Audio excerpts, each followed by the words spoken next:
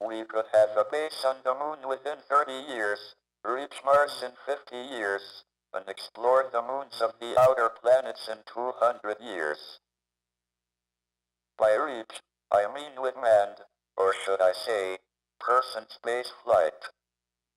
We have already driven rovers on Mars, and landed a probe on Titan, a moon of Saturn, but if one is considering the future of the human race, we have to go there ourselves. Going into space won't be cheap, but it would take only a small proportion of world resources. NASA's budget has remained roughly constant in real terms since the time of the Apollo landings, but it has decreased from 0.3% of US GDP in 1970 to 0.12% now. Even if we were to increase the international budget 20 times to make a serious effort to go into space, it would only be a small fraction of world GDP. There will be those who argue that it would be better to spend our money solving the problems of this planet, like climate change and pollution, rather than wasting it on a possibly fruitless search for a new planet. I am not denying the importance of fighting climate change and global warming, but we can do that and still spare 0.25% of world GDP for space. Isn't our future worth 0.25%? We thought space was worth a big effort in the 60s. In 1962, President Kennedy committed the US to landing a man on the moon by the end of the decade. This was achieved just in time by the Apollo 11 mission in 1969. The space race helped to create a fascination with science and led to great advances in technology, including the first large-scale integrated circuits, which are the basis of all modern computers. However, after the last moon landing in 1972, with no future plans for further manned space flight, public interest in space declined.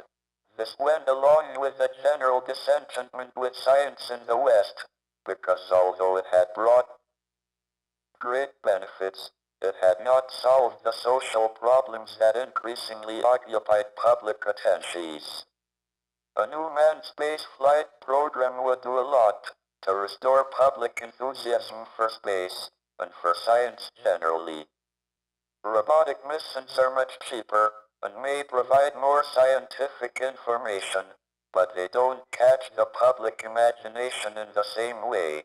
And they don't spread the human race into space, which I'm arguing should be our long-term strategy. A goal of a base on the moon by 2020, and of a manned landing on Mars by 2025, would reignite the space program and give it a sense of purpose, in the same way that President Kennedy's moon target did in the 1960s. A new interest in space would also increase the public standing of science generally. The low esteem in which science and scientists are held is having serious consequences. We live in a society that is increasingly governed by science and technology, yet fewer and fewer young people want to go into science. As a small step towards curing this, my daughter, Lucy, and I have written a children's book. I will now let Lucy talk about how to encourage the next generation to take an interest in space and in science generally. Hello and good afternoon. I'm very, very honoured to be here at the NASA 50th Birthday Lecture Series. It's a great honour to be here talking to you. You've heard my father telling you about why we need to travel into space.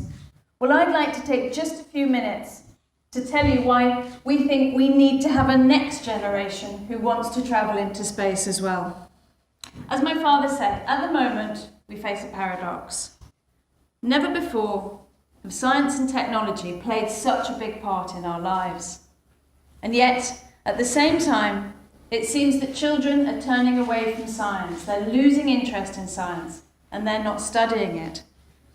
So I'd like to talk a bit about what we learn from children, what we learnt about children and science education, and how NASA makes a great contribution to ensuring that the next generation does engage with science.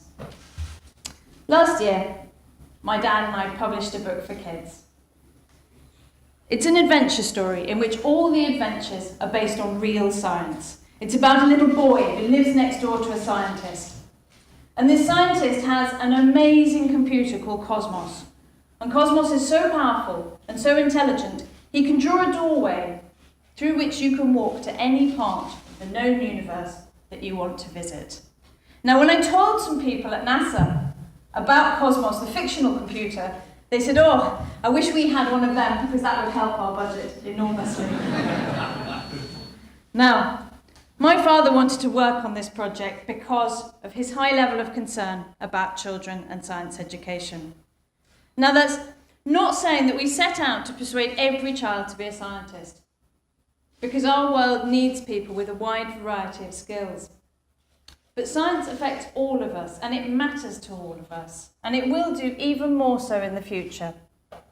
The children of today are the adults of tomorrow, and they need to have a basic understanding of science if they're going to make the kind of decisions that will affect us all. And we're going to need scientists as well, not just to work on space travel, but to work on issues that face us all, like climate change, or fuel sources, or food production. Now, some recent research has highlighted the fears about children and science education. In the United Kingdom, a recent survey found that a third of UK school children believe that wartime Prime Minister Winston Churchill was the first man to walk on the moon. I'm sorry about that. NASA, Neil Armstrong. And the statistics that came with this survey are not very heartening either. They found that 40% of children thought Mars was a chocolate bar. 35% of children said the Earth was not an official planet. And extraordinarily, 72% could not identify the moon from pictures. Now, just in case you're sitting there feeling smug, I'm afraid the results in the USA are really not looking much better.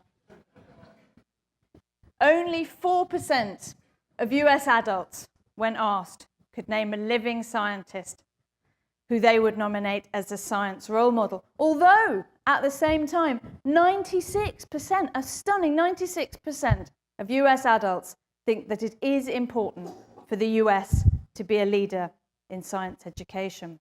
So it all sounds rather gloomy, but there is hope.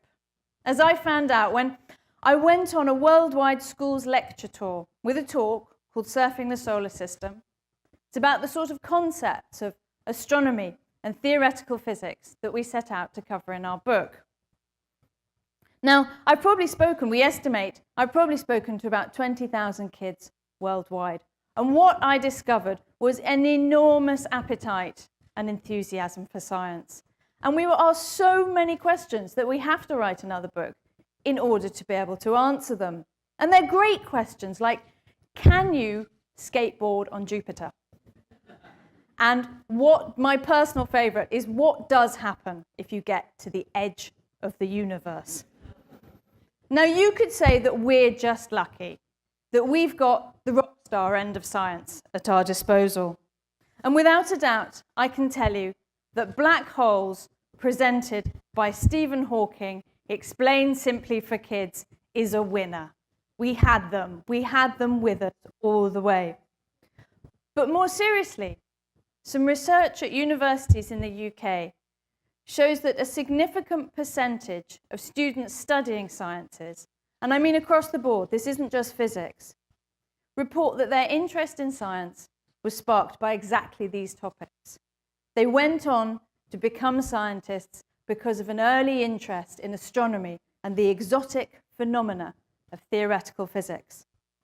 That space has the power to capture children's imagination and engage their curiosity, there seems absolutely no doubt. And we have never needed to do this more urgently.